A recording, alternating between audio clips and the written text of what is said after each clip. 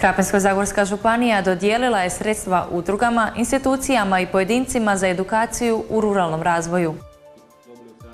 Od pristiglih 40 prijava na javni poziv za potporu edukacije u ruralnom razvoju, njih 33 zadovoljilo je sve kriterije, pa je Krapinsko-zagorska županija s korisnicima potpisala ugovore.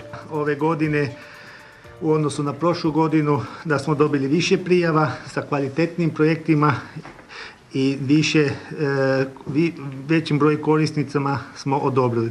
Ukupno je dodijeljeno više od 108.000 kuna za organiziranje i sudjelovanje na savjetovanjima, predavanjima, stručne posjete i studijska putovanja u zemlje Europske unije. Čestitam svima koji su dobili ove potpore i budite primjer ostalima na koji način zapravo treba voditi udruge, na koji način treba raditi u udrugama i da nema alternative stalnom učenju i stalnom educiranju.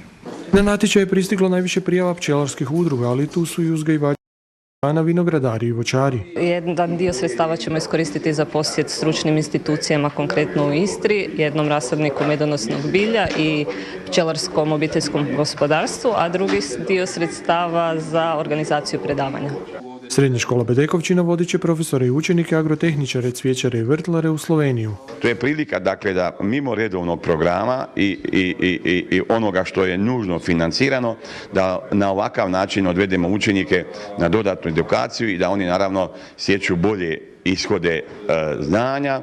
Župan Kolar ujedno se zahvalio svim poljoprivrednicima koji su se odazvali na apel za pomoć Slavoniji, ali i naglasio da će pomoć zbog razmjera katastrofe biti potrebna još duže vrijeme.